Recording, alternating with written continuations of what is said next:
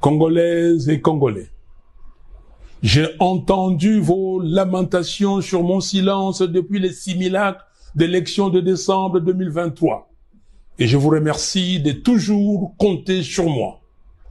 Sachez que je ne peux pas vous abandonner et je ne relâcherai pas les combats. Plus que jamais, je suis déterminé à le poursuivre avec vous pour bâtir un Congo libre, fort, digne et prospère. Très chers compatriotes, écoutez-moi. La liberté, la justice, la souveraineté et le bien-être ne se donnent pas. Ils s'arrachent. Comme les autres peuples africains, refusons d'accompagner des politiciens véreux qui ne cherchent qu'à s'enrichir. Notre salut est entre nos mains.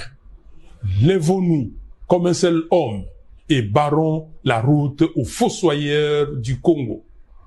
Il n'y aura pas de changement de constitution dans notre pays, ni de présidence à vie. Congolaises et Congolais, dans la quête de dignité pour notre peuple, je rends hommage à ceux qui ont payé de leur vie et aux héros vivants qui portent les stigmates du combat, convaincus qu'un jour, notre pays sera libéré et engagé sur la voie de la démocratie et du développement. Je salue la mémoire de nos concitoyens qui ont perdu la vie au Nord Kivu, au Sud Kivu, en Ituri, au Haut-Ouélé, au Bas-Ouélé, au Maïndombe, au Kwilu et au Kwango, à cause de la convoitise de nos richesses naturelles par le Rwanda et l'Ouganda et de l'inaction des gouvernants depuis 2006.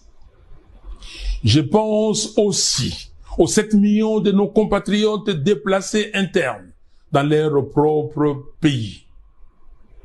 J'ai compati avec tous nos compatriotes victimes de l'insécurité qui règne dans le pays, résultat des actions avilissantes des milices de certains partis politiques bien identifiés. Je rends hommage au sacrifice de ceux qui ont lutté pour la souveraineté, la liberté et la dignité des Congolais. Je pense notamment à Kipa Vita, Simon Kimbangu, Patrice Lumumba, Joseph Kasavubu, Etienne Tshisekedi, Joseph Malula et Laurent Mosengo qui nous inspirent. En ce 30 juin 2024, j'ai une pensée pour nos frères et sœurs victimes de l'intolérance politique, injustement emprisonnés, comme Jean-Marc Kabound, Mike Mukebai, Gloria Senga, Robert Bunda et d'autres prisonniers. À ces vaillants combattants de la liberté, j'adresse mon soutien et mes encouragements. Tenez bon. Les Congolais ne vous ont pas oublié. Votre place est aux côtés de vos familles et du peuple congolais. En ce moment crucial où l'intensification de la lutte est essentielle pour nous affranchir des chaînes de la dictature.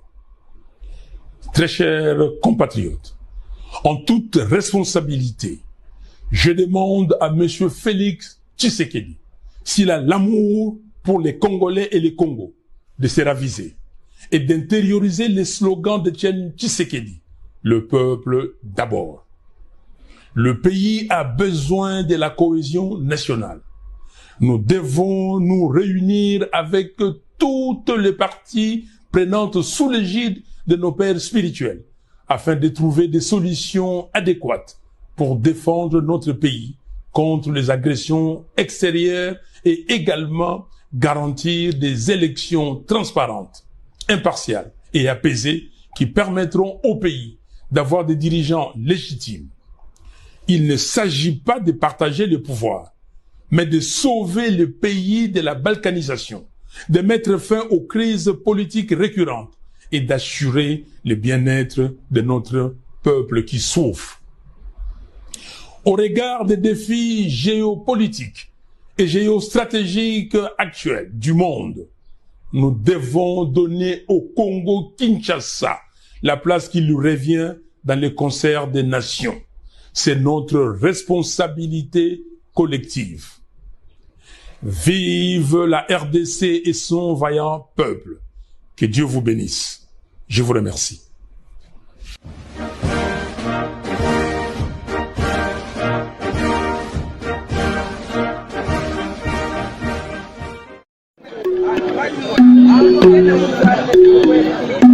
Thank you.